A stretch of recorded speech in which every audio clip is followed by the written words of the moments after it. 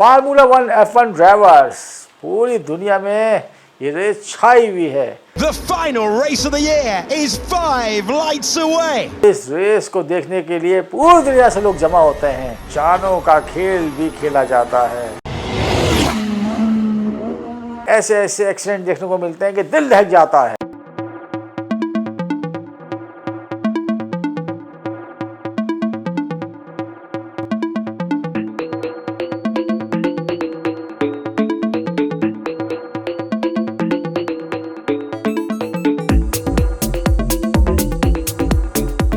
To Verstappen's dramatic incident, which even destroyed a F1 driver's career. Absolutely smeared. Championship protagonists have taken each other. And we gotta start with Fernando Alonso. In 2016, Alonso crashed badly. Did get airborne. Oh, look how far it's gone. F1 formula cars बहुत ही कीमती cars हैं। इनके engineers, इन पे काम करने वाले ये भी बहुत कीमती हैं।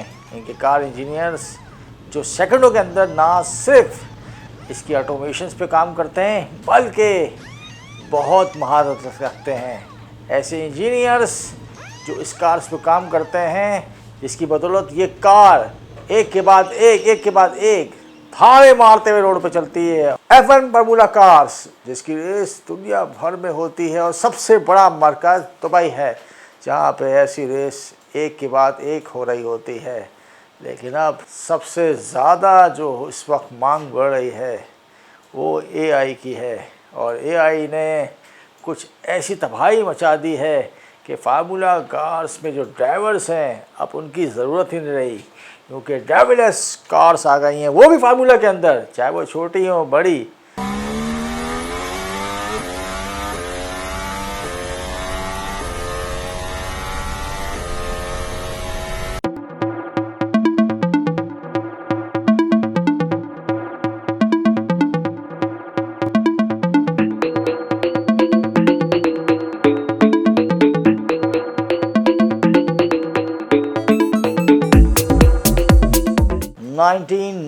टोटल रिकॉल एक ऐसी मूवी जिसके अंदर टेक्नोलॉजी की बाकायदा एक्सपो की गई। एक रोबोट कार जिसमें आर्नल्ड बैठे हुए कैसे रोबोट उनसे बात कर रहा है और कैसे 1990 के अंदर आने वाली दुनिया को एक्सपोज कर दिया गया। डेव लॉजन सिमंस कंपनी के ऑटोमेशंस के एक्सपर्ट, इन्होंने बाकायदा सॉफ्टवेयर डेवलपर को ऐसा ही बोला है और ऑटोमेशंस के हवाले से जो उन्होंने अपनी एक्सपर्टीज़ बताई है उस पर बाकायदा वो ये कह रहे हैं कि 2039 तक या 2040 तक ऐसी गाड़ियाँ आ जाएंगी जो ड्राइवरलेस होंगी, जो इलेक्ट्रिकल होंगी। ऐसी तमाम कंपनियां जो अपने आप को इस तरफ अपग्रेड नहीं करेंगी वो खसारे में हो जाएंगी। तकरीबन 60% गाड़ियाँ पूरी दुनिया के अंदर राज करेंगी जो ड्राइवरलेस होंगी और इलेक्ट्रिकल होंगी। कार इंजीनियर इस बारे में क्या बता रही हैं कि ड्राइवरलेस गाड़ियों के अंदर कैसे GPS कैमरा डाल करने के जरिए रोबोट्स गाड़ियों को चला रहे होंगे। ऑटो कार इंजीनियर कैसे जो है इन गाड़ियों को मूव कर रहे होंगे। My name is Justina. I'm working as an engineer at NVIDIA in autonomous driving. Justina and engineers at NVIDIA are developing supercomputers using artificial intelligence that enable the cars to be self-driving. The computers are what make the cars be able to drive by themselves safely. But how can a car do so much by itself? Self-driving cars can basically see and sense everything around them by using sensors, which are like eyes and ears for the car. The sensors collect all the information the car needs in order to drive safely. We have a variety of sensors, and they include a camera. There is a LiDAR sensor, which is laser-based, and then there is a radar sensor, and then you typically also have type of a GPS that is going to help you out with geolocation. The cameras can see and hear. The LiDAR can sense how far away objects are, and GPS tells the car where it is on Earth. But when they use autonomous car, they just get in and the car is going to figure everything for them. जैसे ही गाड़ियाँ market में आई, बहुत सी कंपनियों ने इस पे काम start कर दिया और अब ये टैक्सी की शक्ल में हर जगह धूम मचा रहे हैं। PIAIC एक ऐसा इदारा जो IT में इतनी अपडेट्स, इतनी चीज़ें सिखा रहा है जो पूरे पाकिस्तान में जिसकी मिसाल नहीं मिलती। AI एजेंट के हवाले से क्लास हो या ड्राइवरलेस ऑटोमेशन के हवाले से अवेयरनेस हो, सब कुछ सर अमीन 6 लेवल्स बता रहे हैं कि कहाँ से ये कार ऑटोमेशन की दुनिया स्टार्ट हुई थी। ऑटोनोमस ड्राइवरलेस कार आपने आज देखी होंगी। तो ऑटोनोमस के टोटल 6 लेवल हमने देखे हैं। पहला तो लेवल वो था जो लेवल जीरो था, जिसमें कोई ऑटोनोमस नहीं थी, कोई ऑटोमेशन नहीं थी, कोई AI नहीं थी। लेवल 1 पर आते हैं जिसमें हम AI असिस्टेंट आ जाता है, मतलब ड्राइवर की जो कार है उसमें AI हमें असिस्ट कर रही है ड्राइवर को कि आपने क्या रखना है, ब्रेक लगाना है, आपने कीप इन द लेन रहना है, और ये सारी चीज़ों में आपको हेल्प कर रही है। दूसरा हमारे पास सिस्टम आता है जहाँ पर वो आपको डिसीजन मैनेजमेंट में, या हम ये कह सकते हैं पार्शियल ऑटोमेशन कर रही है कि आपने अगर एक्सीलेटर देना है, डिसलेटर मतलब एक्सीलेटर कम करना है, ब्रेकिंग करनी है, कीप इन द लेन रहना है, तो इसमें आपको असाइन कर रही है। फिर जब हम ऑटोमेशन मतलब ऑटोनोमस लेवल 3 पे जाते हैं, 3 में हमारे पास डिसीजन मेकिंग आ जाती है कि ड्राइवर या कार वो खुद डिसीजन ले सकती है कि उसको कहाँ पर अपना स्टीयरिंग मतलब टर्न करना है, कहाँ पर ब्रेक लगाना है, कहाँ पर आगे देना है। लेकिन उसमें भी ह्यूमन इंटरवेंशन है। ये 3 लेवल पूरी दुनिया में अचीव हो चुके हैं। इवन पाकिस्तान में भी आप काफ़ी ऐसी गाड़ियाँ देखेंगी जो लेवल 3 ऑटोनोमस मौजूद है, जिसमें क्रूज लगा हुआ है, जिसमें एक्सीलेटर्स है, जिसमें स्टीयरिंग की कंट्रोल आप AI को दे सकते हैं, लेकिन वो 100% कंट्रोल नहीं है, ह्यूमन की इंटरवेंशन रहती है। लेकिन लेवल 4 की जब ऑटोमेशन पर हम आते हैं, जिसका हम ये कह सकते हैं कि वो एक तरह का ऑटोनोमस का बहुत हाई लेवल हम उसको कंसिडर करते हैं, जिसमें टेस्ला की एग्जांपल आपने देखी कि ह्यूमन की इंटरवेंशन की ज़रूरत ही नहीं है।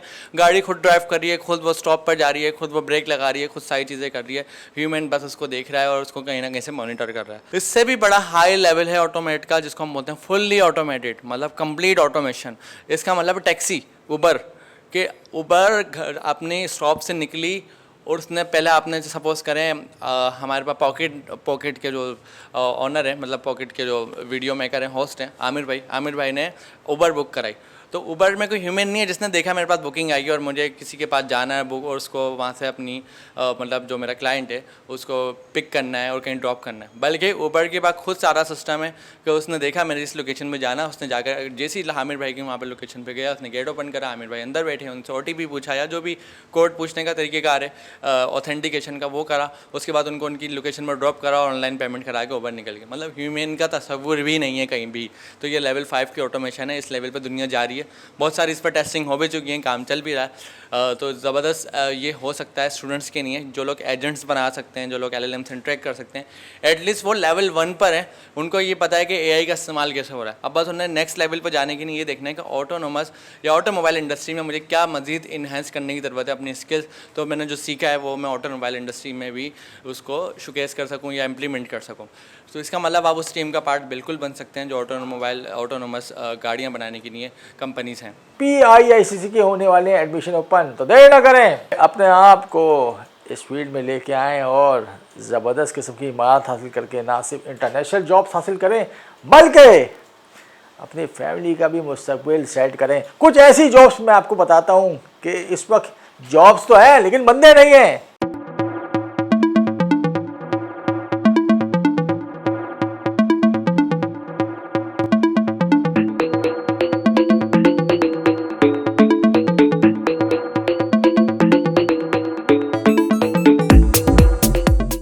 से 1.5 लाख कम से कम डॉलर्स तनख्वाह है ईयरली, यानी मरे से मरा आप लगा लें 8 से 10 हज़ार डॉलर इस वक्त एक आम इंजीनियर कमा रहा है जूनियर लेवल का।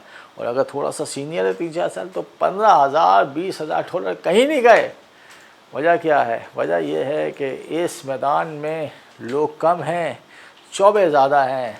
तो जो लोग मौके पर छक्का मारते हैं वो हमेशा कंपनियों को अपने पीछे दौड़ा रहे होते हैं, क्योंकि उन्होंने वक्त पे ऐसी स्किल को सीखा जो ज़रूरत थी मार्केट की।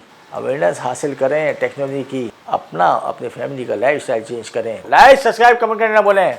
एक साथ मिलेंगे आपको नए एपिसोड में कुछ नई अवेयरनेस के साथ। देखते रहिए पॉकेट को।